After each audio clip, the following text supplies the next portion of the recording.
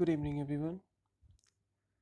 In this lecture, we shall talk about Part 3, Chapter 7, Indian Evidence Act. Not completely, but the most important provisions, as the rest of the provisions are not, I believe, the mains oriented or are covered in other main provisions, just like Section 105 of Indian Evidence Act, are covered in Part 4 in Indian Penal Code, without exceptions.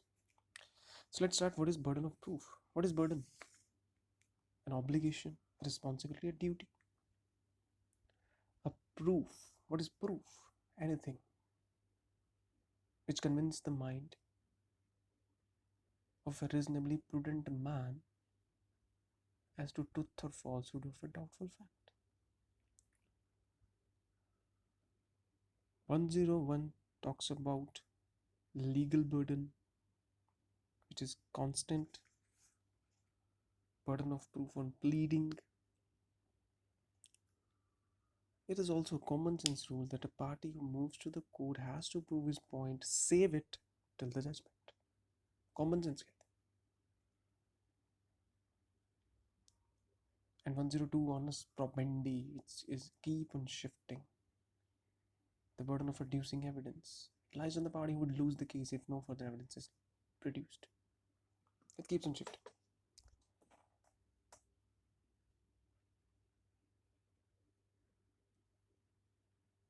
You all must know the accused need not to speak till the prosecution proves the case against the accused beyond reasonable doubt. He can let the prosecution case stand and fall on its own. He can maintain his constitutional right of silence. But once prosecution has discharged its burden and proved the case against accused beyond reasonable doubt, now if the accused still maintains his silence, that doesn't discharge his onus, that is to create reasonable doubt in the story of prosecution, that is to discharge his burden in the form of preponderance of probability, doubt create करना है उसे prosecution की story में, अगर नहीं कर रहा, अभी भी साइलेंस पे है, तो उसने अपना बर्डन डिस्चार्ज नहीं किया.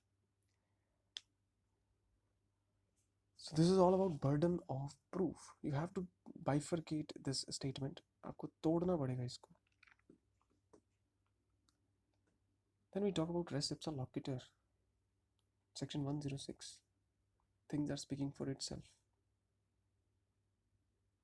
And if there is any other explanation of the things, that is especially within your knowledge. This is also stated by 106. Just like recently अभी नोएडा में एक बस खाई में गिरी थी. खाई में कह रहा हूँ मैं, पुल से नीचे गिर गई थी नहर में.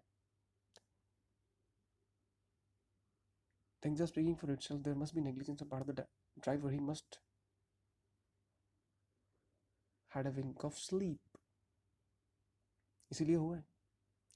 अब एनी अदर एक्सप्लेनेशन अगर इस एक्सीडेंट की है तो वो ड्राइवर की नॉलेज में है, या फिर उस टाइम पे जो पैसेंजर जाग रहे थे उनकी नॉलेज में है. अगर वो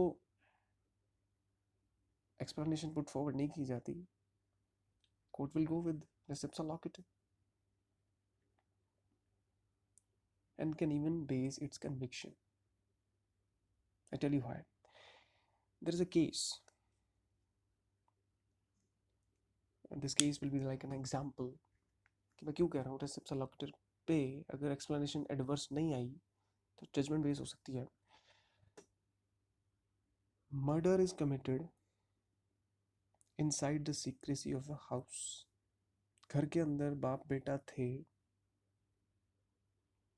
बाप मरा पाया गया, बेटा जिंदा है. Accused does not offer any explanation as to how the father died, and the circumstances are showing that it is not a natural death. दिख रहा है, it's a homicide. Remember this. Re-listen what I stated, or even I restate what I stated. You, uh, that is accused, was with his father. 2% inside the house. Father is found dead. And the death of the father, as per circumstances, is homicide. Naturally नहीं मरा. There is a stabbing, there is a strangulation, there is a hit with the कुछ तीखे weapon से, sharp weapon से मारा हुआ है. ये सर्कमस्टांसेस होने बड़े ज़रूरी है, क्योंकि सिर्फ आप इकट्ठे थे. ये मेरी एक्सप्लेनेशन में ना लास्ट सीन थ्योरी भी जुड़ी हुई है. So listen it very carefully. क्योंकि आप इकट्ठे थे, एक मर गया, एक जिंदा है, डजंट मीन आपने मारा है. बट ये सर्कमस्टांसेस बता रहे हैं कि जो मरा है वो पैर फिसलने से नहीं मरा, उसे मारा गया है. क्योंकि ऑर्डिनरी प्रूडेंट मैन यहाँ पे ऐसे नहीं मरेगा. ये सर्कमस्टांसेस अगर सपोर्ट कर रहे हैं ना, प्लस ये भी है कि सिर्फ आप इकट्ठे थे. Now since things are speaking for itself, you have to prove otherwise. If you do not prove otherwise, we will apply res ipsa loquitur and you will be held liable. This is the case Gajanan versus State of Maharashtra, 2016 Supreme Court. This is what इस case में held हुआ, जो मैं res ipsa loquitur की example के तौर पे आपको बता रहा हूँ. Things are speaking for itself, and if no diverse explanation is there, and there are circumstantial evidence supporting this res ipsa loquitur, judgment can be based. You can be held liable for murder. Now, what is last seen theory? You were seen with the accused for the very last time, and after that, only the dead body of the accused was found. Can you be simply held liable with this? Do you remember the Arushi murder case? The Talwar couple. घर में 4 जन, 2 मरे हुए, 2 जिंदा है. Allahabad High Court acquitted parents. Because सिर्फ एक ही evidence, last scene, कुछ और नहीं. This is what last scene theory is all about. Merely, you were last seen with the deceased. This fact alone is not sufficient to convict you for the happening with the deceased. He died. You cannot be convicted for murder. He is hurt. You cannot be convicted for hurt or anything like that. But last scene plus circumstantial evidence. वही बात res ipsa loquitur plus circumstantial evidence. Last scene plus circumstantial evidence. और last scene का landmark Arushi Talwar case ही है, Arushi murder case ही है. And I give you very wonderful case. इस case में actually last scene थे ना एक स्टेप ऊपर है.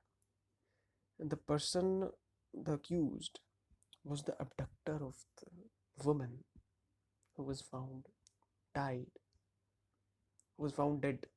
Sorry. Now this abduction in itself is a culpable act, criminal act. The act has a culpability which is higher in itself than a mere last scene. अब ये abduction in itself a circumstance plus last scene हो गया. अब क्योंकि वो मरी हुई पाई गई है और एक्सप्लेनेशन कोई आप दे नहीं रहे, हम आपको कन्विक्ट करेंगे मर्डर के लिए. This is all about these 3 concepts. Hope you understood it. If yes, come forward and subscribe my channel. Thank you.